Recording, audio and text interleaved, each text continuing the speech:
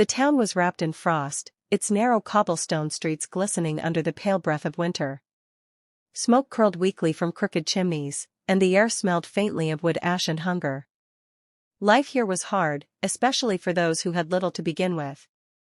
Among the weary townsfolk waiting for a loaf of bread stood Alice, a slender, graceful white cat with silver hair braided neatly down her back. Her deep sapphire eyes, though tired, still held a spark of quiet dignity. Her dress was plain brown linen, patched at the elbows and faded by years of wear.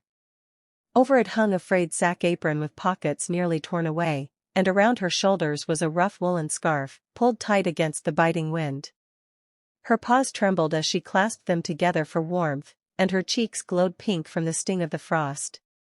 Yet even in hardship, there was beauty in her poise, something fragile, noble, almost unshakable. The bakery was the only place in the town that still seemed to breathe warmth. Its golden light spilled onto the snow-dusty street, and the smell of freshly baked loaves drifted into the cold air like a cruel temptation. But under the bakery's archway stood two elegant figures, their laughter ringing out clear. They were rich, wealth stitched into every seam of their garments. One was a ginger cat with fur as bright as fire, wrapped in a shining fur coat. The other, a white cat with eyes like polished pearl, wore a dazzling Gregorian gown embroidered with threads that glittered faintly, even in the dim light of winter. They were nibbling strawberry cakes, the kind Alice had only dreamed of tasting. The pink cream stained their velvet gloves, and their joy sounded careless, as though winter's suffering was a story they had never heard.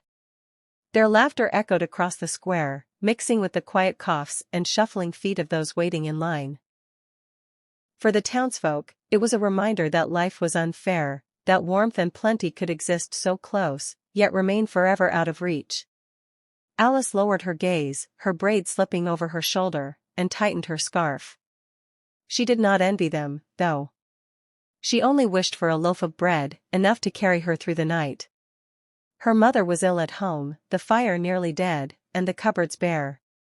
Hunger gnawed at her belly, but her thoughts were only of keeping the weak and the sick alive. When at last she reached the front of the line, the baker, a stout old tabby with flour in his whiskers, handed her a loaf. The bread was small, hard, not nearly enough, but it was something.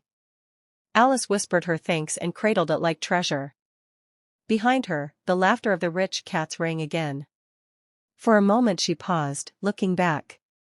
The sight of them, so polished, so comfortable, so careless, might have broken another heart. But Alice only smiled faintly, almost sadly.